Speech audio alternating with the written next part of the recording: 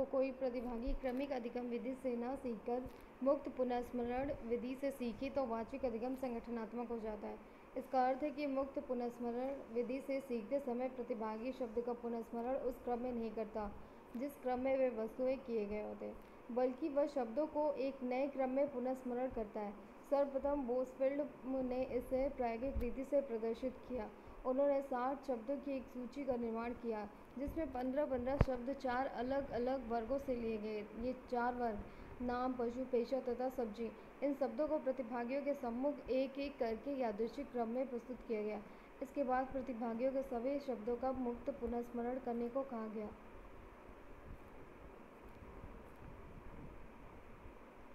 तथापि उन्होंने प्रत्येक वर्ग के शब्दों को एक साथ पुनर्स्मरण किया। उन्होंने एक प्रक्रिया को वर्ग गुच्छन कैटेगरी क्लस्टरिंग का।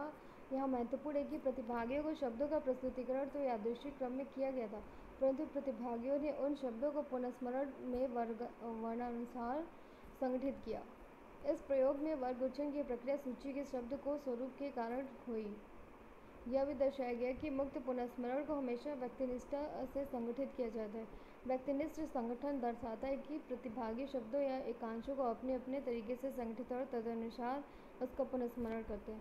वाचिक अधिगम प्रायः अभिप्राय होता है, पर लोग शब्दों की कुछ विशेषताओं को अनजाने में या अनायास ही सीख लेते हैं।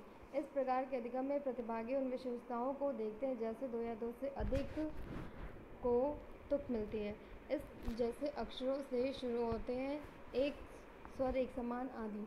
इस तरह वाचिक अधिगम स्वाभिप्राय तथा प्रासंगिक दोनों तरह का होता है। संप्रत्यय अधिगम।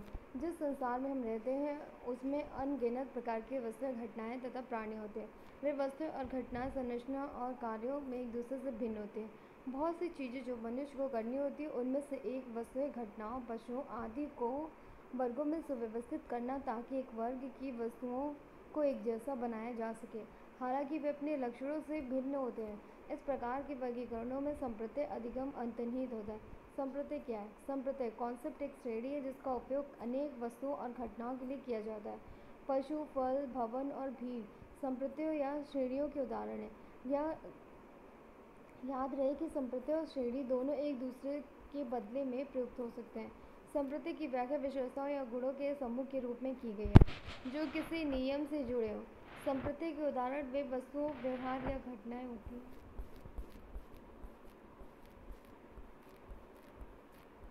जिसमें समान विशेषताएं वस्तु या घटना या जीवित प्राणियों का ऐसा गुण या पहलू हो सकता है जिन उनमें पाया जाए। दूसरी भिन्न वस्तुओं में पाई गई या विभेदित की गई कुछ विशेषताओं के तुल्य समझा जाए। विशेषताएं अनगिनत प्रकार की हो सकती हैं और उनकी विभेदनीयता प्रेक्षक की प्रात्यक्षिक भावुकता की मात्रा पर निर्भर करती है। रंग, आकार, संख्या, आकृति, चिकनापन, रुक्षता, कोमलता और कड़ापन जैसे गुणों की विशेषता कहते हैं। संप्रत्यय बनाने के उद्देश्य से विशेषताओं को जोड़ने के लिए प्रयुक्त नियम बहुत सरल या जटिल हो सकते हैं।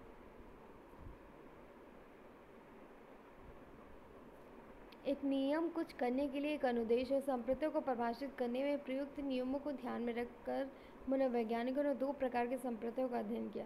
कृत्रिम संप्रत्यय आर्टिफिशियल कॉन्सेप्ट तथा स्वाभाविक संप्रत्यय या श्रेणियाँ नेचुरल कॉन्सेप्ट और कैटेगरीज। कृत्रिम संप्रत्यय वे संप्रत्यय होते हैं जो सुपरिभाषित होते हैं और विशेषताओं को जोड़ने तथा वाले नियम परिशुद्ध और कठोर होते हैं। एक सुपरिभाषित संप्रत्यय में संप्रत्यय का प्रतिनिधित्व करने वाली विशेषताएं अकेले आवश्यक और विशेषताओं के साथ मिलकर पर्याप्त होती हैं। संप्रत्यय के उदाहरण के लिए जरूरी है कि उस वस्तु में सभी वस्तुएं मौजूद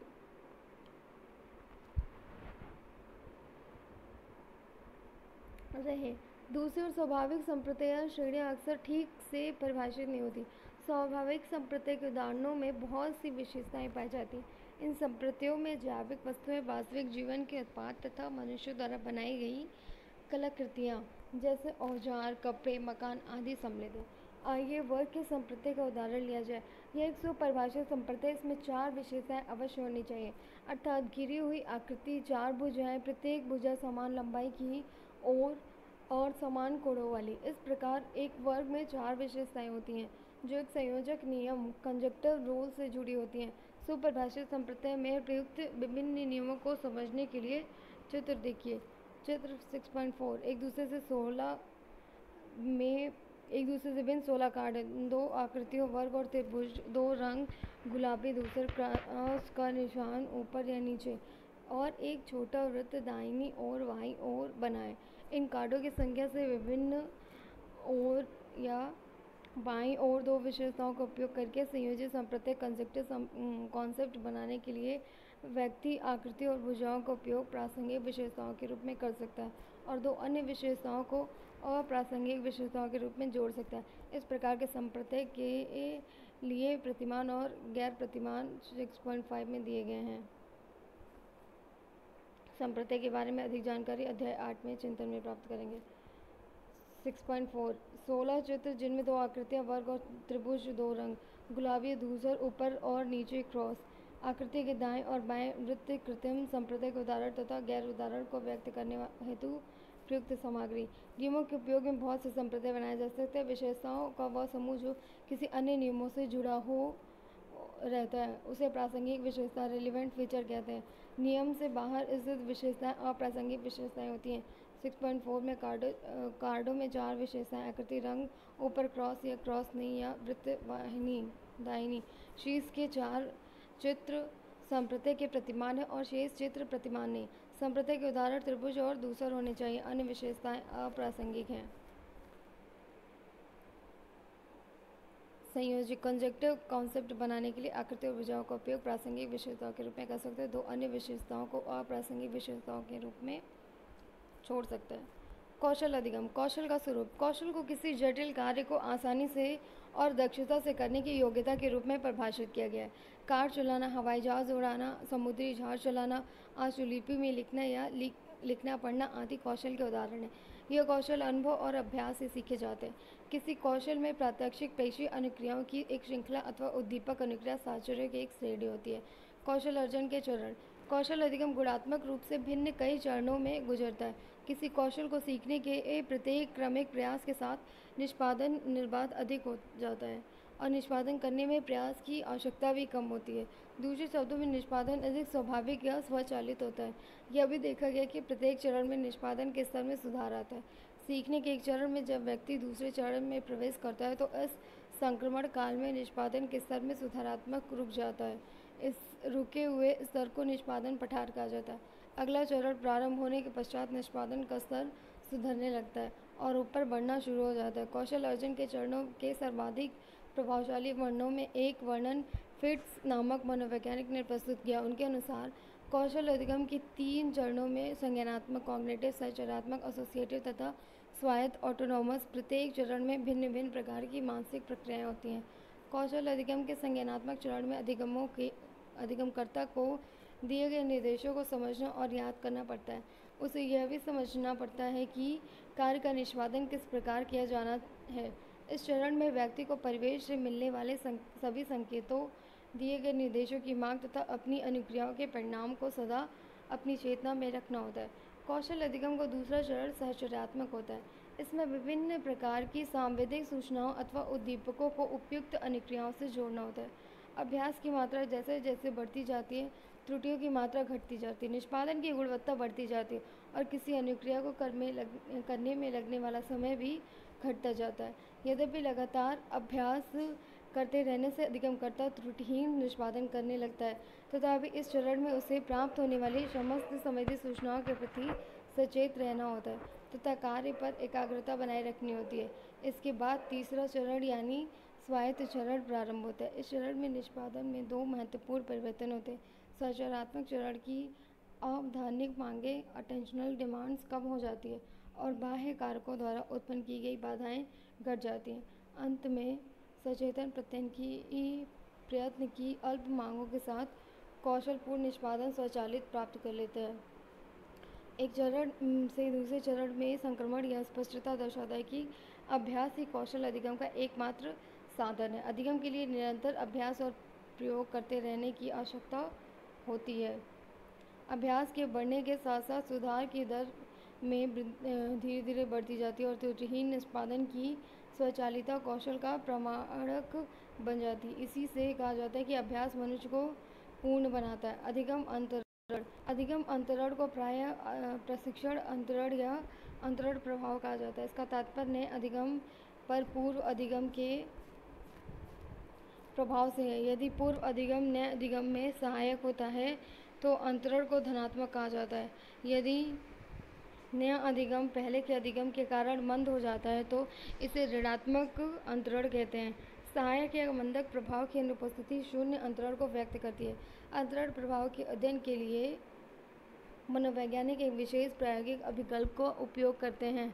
यह अभिकल्प तालिका 6.4 में प्रस्तुत किया गया। मान लीजिए आप यह जानना चाहते हैं कि अंग्रेजी भाषा का सीखना फ्रांसीसी भाषा के सीखने को प्रभावित करता है। इसका अध्ययन करने के लिए आप प्रतिभागियों का एक बड़ा प्रतिशत चुनते हैं और उसे यादृच्छिक रूप से 2 समूहों में बांट देते हैं। एक समूह का उपयोग प्रायोगिक दशा के लिए और दूसरा समूह नियंत्रित दशा के लिए तय किया जाता है।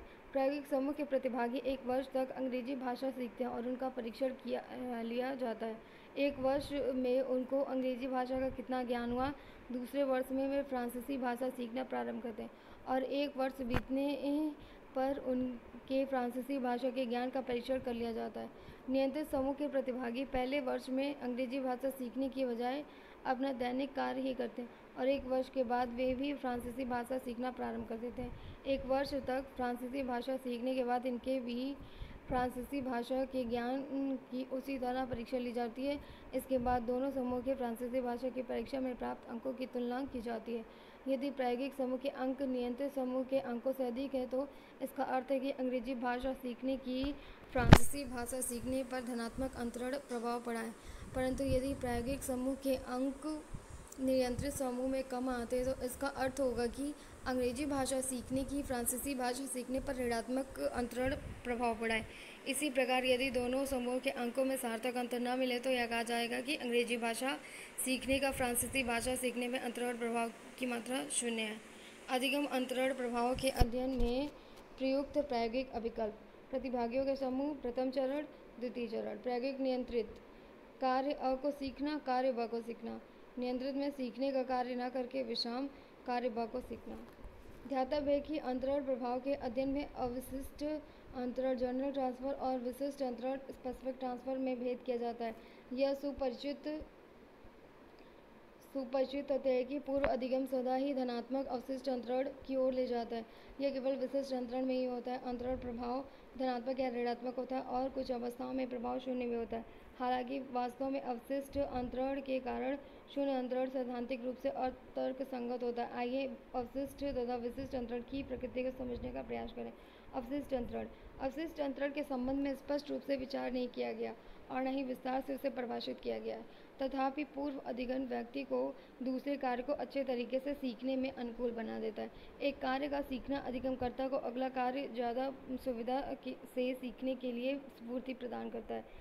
आपने क्रिकेट के खिलाड़ियों को पिच पर क्रिकेट के नज़दीक जाकर अपना स्थान ग्रहण करते हुए देखा होगा।